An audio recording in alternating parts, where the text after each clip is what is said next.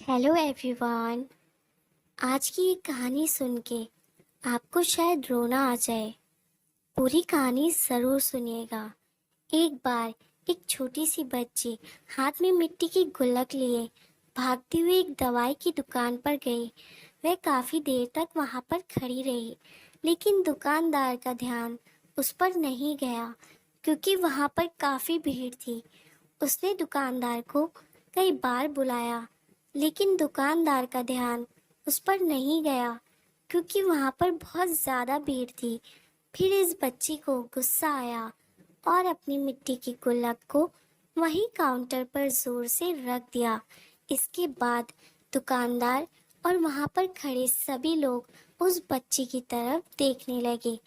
दुकानदार ने उस बच्ची से पूछा कि बेटे, आपको क्या चाहिए? तो वह बड़े ही भोलेपन से बोली, मुझे एक चमत्कार चाहिए। यह सुनकर दुकानदार को कुछ समझ में नहीं आया और ना ही वहाँ पर खड़े लोगों को कुछ समझ में आया। सभी उसकी तरफ देखने लगे। फिर दुकानदार ने उससे कहा कि बेटे, चमत्कार तो यहाँ पर नहीं मिलता है। तो बच्ची को लगा कि वह उसे झूठ बोल रहा है। उसने कहा कि मेरे गुल्लक में बहुत पैसे हैं, बताओ आपको कितने पैसे चाहिए? मैं आज यहाँ से चमत्कार लेकर ही जाऊंगी।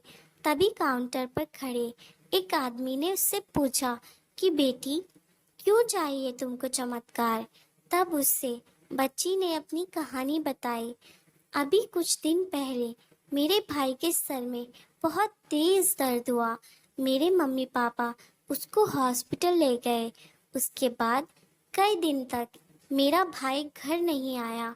मैंने बहुत बार अपने पापा से पूछा, लेकिन उन्होंने मुझे कुछ नहीं बताया। वो बार बार यही बोलते रहे कि वह कल आ जाएगा, लेकिन वह अभी तक घर नहीं आया। तभी मैंने देखा कि मेरी मम्मी रो रही थी और पापा उनसे कह रहे थे कि हमारे बेटे के इलाज और दवाइयों के लिए जितने पैसे चाहिए उतने पैसे मेरे पास नहीं है। अब उसको कोई चमत्कार ही बचा सकता है। तब मुझे लगा कि मेरे पापा के पास अगर पैसे नहीं भी हैं तो क्या हुआ, मेरे पास तो हैं। इसलिए मैंने जितने भी पैसे जोड़े रखे हैं वे सारे पैसे लेकर मैं इस दवाई की दुकान पर आई हूँ ताकि चमत्कार खरीद सकूं। फिर उस आदमी ने बच्ची से पूछा कि कितने पैसे हैं तुम्हारे पास? ये सुनते ही बच्ची ने गुल्लक उठाई और जमीन पर पटक दी, उसे फोड़ दिया और पैसे गिनने लग गई। वहां पर खड़े सभी लोग उसे देख रहे थे। थोड़ी देर बाद उसने सारे पैसे इकट्ठे किए और बोली, मेरे पास पूरे 19 रुपए हैं।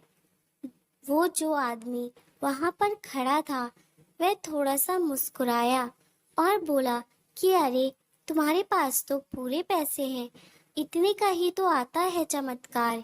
यह सुनकर वह बच्ची बहुत खुश हुई और बोली, चलो मैं आपको अपने पापा से मिलवाती हूँ।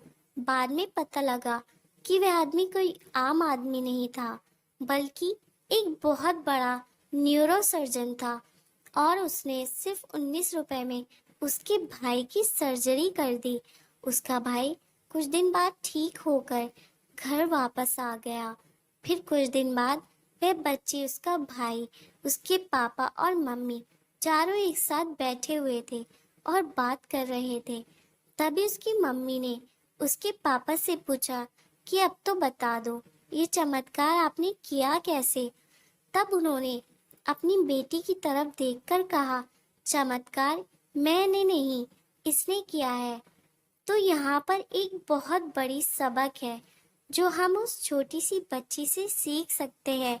जिंदगी में कभी कभी ऐसा होता है कि हमको कोई रास्ता नजर नहीं आ रहा होता है और हम लोग हिम्मत हार जाते हैं।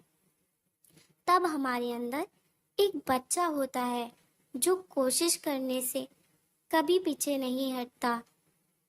वह हार मानने को तैयार ही नहीं होता है क्योंकि उसको ना शब्द समझ नहीं आता है। वह बच्चा जिसके लिए कुछ भी नामुमकिन नहीं है कि क्योंकि वह हर हाल में कोशिश करता ही रहता है।